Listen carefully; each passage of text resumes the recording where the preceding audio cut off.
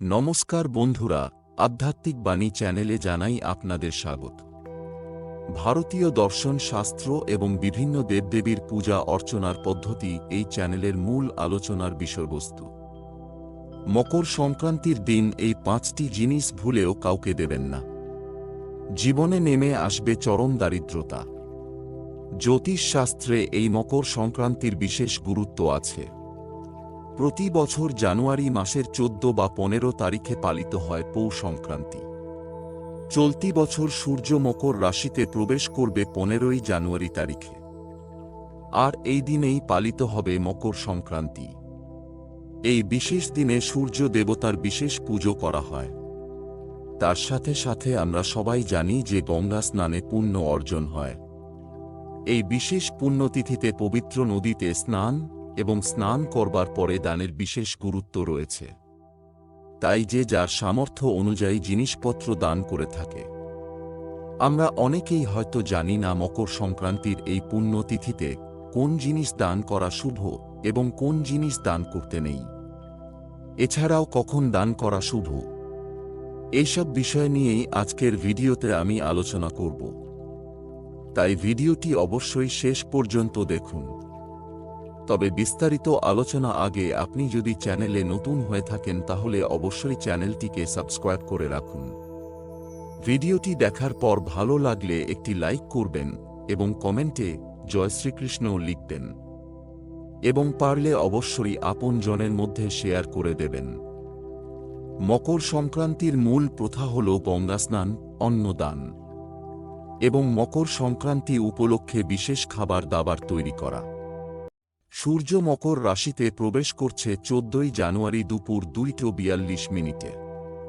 কিন্তু উদয়া তিথিকে গুরুত্ব দিয়ে 15ই জানুয়ারি সূর্য উদিত যখন হবে মকর সংক্রান্তির উদযাপন করা শুভ হবে।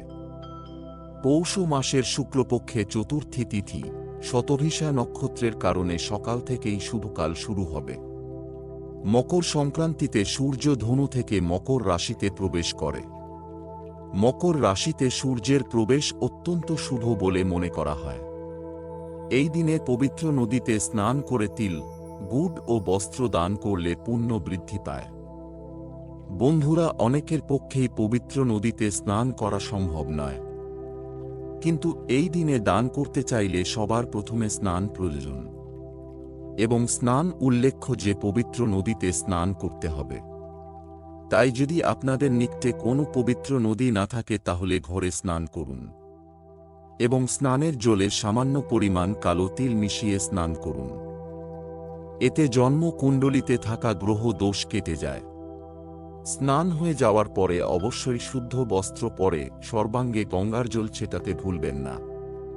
মকর সংক্রান্তির দিন প্রতিটি বাড়িতেই পিঠেপুলি, পায়েস তো হয়েই থাকে এবং তার সাথে সাথে প্রথম আপনি খিচুড়ি বানান। নানা প্রকার ডাল এবং অবশ্যই বিউলির ডাল বা যাকে কলাইয়ের ডালও বলে এবং কালো তিল এবং গাওয়া ঘিয়ের সাথে খিচুড়ি বানাতে পারেন এবং সেই খিচুড়িটি প্রথমে আপনি ঠাকুরের কাছে নিবেদন করুন। তারপর আপনারা প্রসাদ হিসেবে সেই খিচুড়ি গ্রহণ করুন। এই খিচুড়ি আপনি পাড়া প্রতিবেশী আত্মীয় সবাইকে দিতে পারেন। দেওয়া কিন্তু মকর সংক্রান্তির দিন অত্যন্ত ভালো। এতে আপনাদের পারিবারিক সম্পর্ক অটুট হয়, ঘরে সুখ শান্তি ও সমৃদ্ধি বজায় থাকে। বন্ধুরা, এই দিন আপনি সাদা তিলের নাড়ু গুড় দিয়ে বানাতে পারেন। মকর সংক্রান্তির দিন স্নানের পরে তিলের তৈরি কোনো মিষ্টি জিনিস খাওয়া খুবই শুভ। রাশিচক্রে যদি রাহু এবং শনির দশা থাকে তাহলে অবশ্যই মকর সংক্রান্তির দিন খিচুড়ি এবং তিলের নাড়ু খেতে ভুলবেন না এবং এই দুটি জিনিস নিজে খাওয়ার আগে পাড়া প্রতিবেশী, আত্মীয়, বন্ধু বান্ধব সবাইকে দিয়ে তারপর নিজে খাবেন। পৌষ সংক্রান্তির দিন গুড় বা মিছরি দান করতে পারেন। এদিন শস্য যেমন চাল, ডাল, গম দান করা অত্যন্ত ভালো। এই দিনে অন্ন দান করলে আপনার সারা জীবনের অন্ন, বস্ত্র, বাসস্থানের কোনো অভাব হয় না। এই দিনে কোনো মন্দির বা জলাশয়ে প্রদীপ ও দান করতে পারেন। এবার আমি বলবো কোন জিনিস ভুলেও দান করবেন না। আপনার অব্যবহৃত কিন্তু পুরনো কোন জিনিস যদি থেকে থাকে যেটা হয়তো আপনার কাজে লাগে না, এমন কোন জিনিস কিন্তু মকর সংক্রান্তির দিন দান করবেন না। এই দিন কাউকে যদি কোনো কিছু দান করতে হয় তাহলে আপনার ঘর থেকে কোন জিনিস দান করবেন না। আপনি চাইলে বাইরে থেকে কিনেও দান করতে পারেন।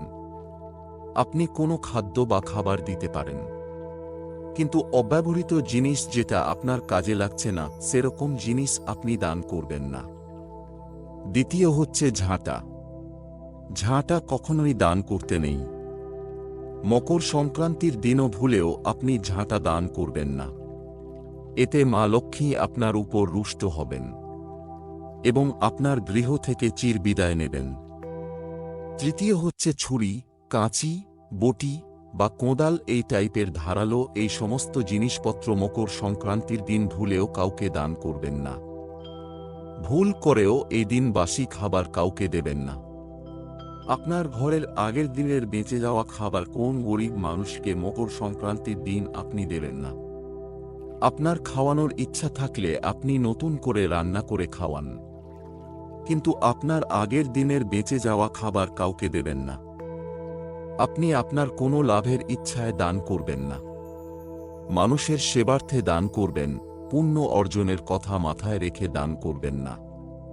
তাহলে দানের পুণ্য ফল থেকে আপনি বঞ্চিত হবেন। ভিডিওটি দেখে ভালো লাগলে এই ধরনের আরও ভিডিও পাওয়ার জন্য অবশ্যই চ্যানেলটিকে সাবস্ক্রাইব করে ভিডিওটিতে লাইক এবং পারলে আপনজনের মধ্যে শেয়ার করে দেবেন।